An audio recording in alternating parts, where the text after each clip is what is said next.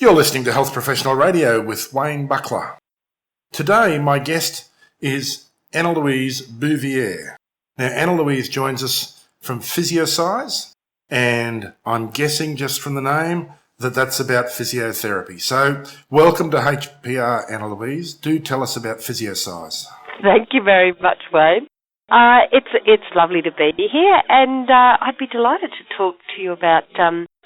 Basically evolved from my career as a physiotherapist, working largely with people with chronic back pain and neck pain. And as a physiotherapist, I'm sure as any health professional could probably tell you, it's incredibly hard to get people to continue to do exercises or continue to do preventative treatment once the acute phase has gone away. So, in fact, there's new research that's just found that people are unlikely to do the rehab prescribed to them even if they have had a major heart attack. So, it's kind of, can you imagine with back pain, people just don't do their exercises. And so, consequently, if you keep sitting the way you've always sat and don't exercise and your core's not very good and you've got lots of stress going on and you sit too much, that pain's going to come back. So about 20 years ago, I started a business called PhysioSize, where people would come to us and they would learn to change their bodies and their brains.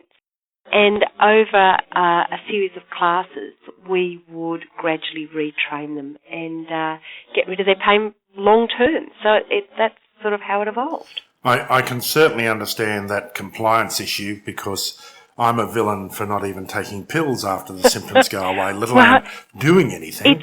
I know. Look, those studies that have looked at patients' likelihood of doing rehab looked at things right down to whether people would actually take their medication after heart surgery, and up to 76% of people did not take their medication as prescribed, which just blows me away, really. But it's the way a lot of us go. The minute the acute emergency goes away, we forget, and, largely we end up back where we started. It is interesting. I do a lot of interviews, as you can imagine, in the health profession, and I had someone say to me that Australians prefer ambulances to traffic lights. They would rather deal with the consequences of the accident than the prevention of it. Yeah, look, I guess I've spent the last really 20 years of my career working in this prevention space, and it's very, very interesting to see what you need to do to actually bring people on that journey, on that prevention journey. And one of the things that I've learned is largely actually in my work really now in media, which is where I spend a lot of my time now, and realising that as health professionals, we need to sell the benefits of what we're doing and why, people would come on this journey with us.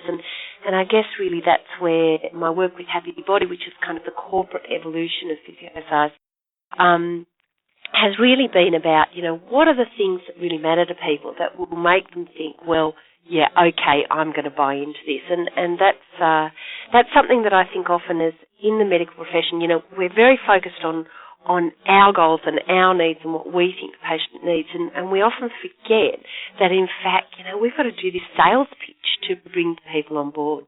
You're listening to Health Professional Radio with Wayne Buckler.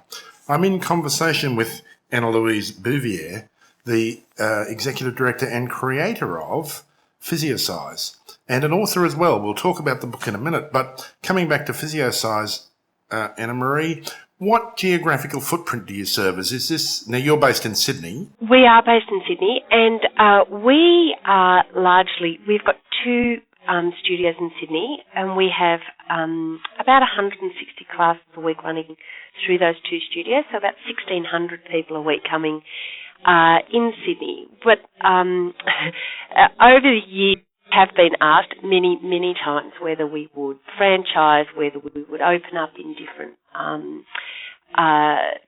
towns, in different countries, in all those kinds of places. And I guess, we decided that because of the way that we work and the intensity of the training that we have for our staff, it largely stayed as a Sydney-based footprint.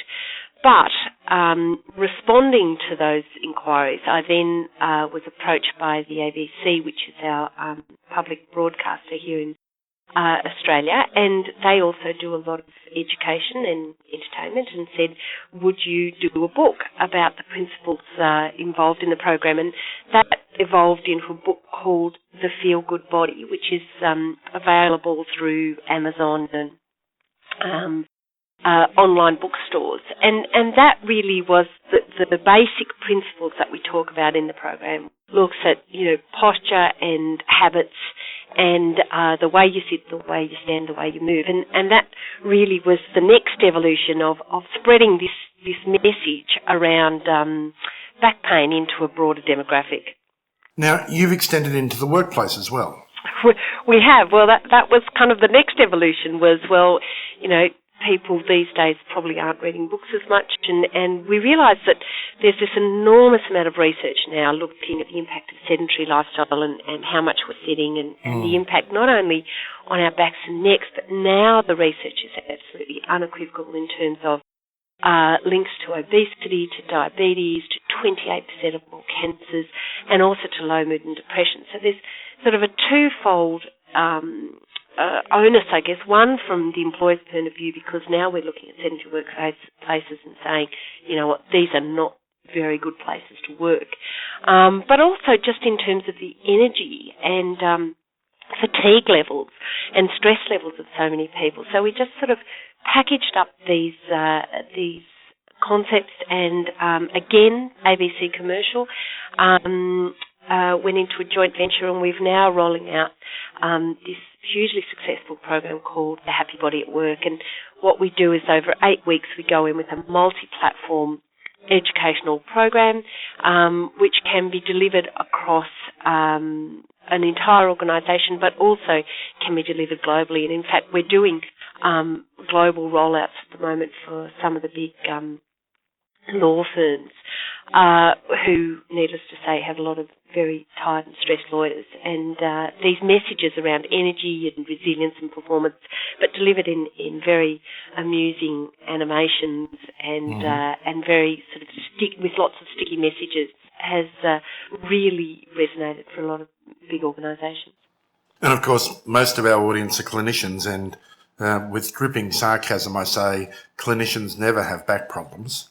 No, of course. Nurses and doctors are always so aware of their posture and so good. Absolutely. And I think probably that's where a lot of my work comes from, is a real reality check about, look, I know, even with the best of knowledge, I know myself, my colleagues, my friends, really, it's really hard to change things. And I think that's where we're starting to understand more and more that, in fact, if we want plastic bodies, if we want to change bodies, we need to change habits. And if we need to change habits, we need to change brains.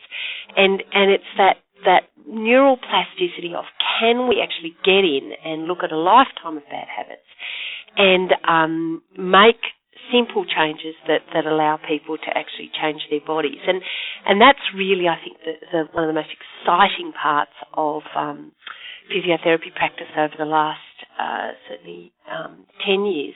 It's been the impact of all the neuroplasticity research, and also around the behavioural motivation research, because really probably that's where I spend much of my time. And it's interesting now that probably I get a lot of my best ideas in terms of behavioural change from the advertising world.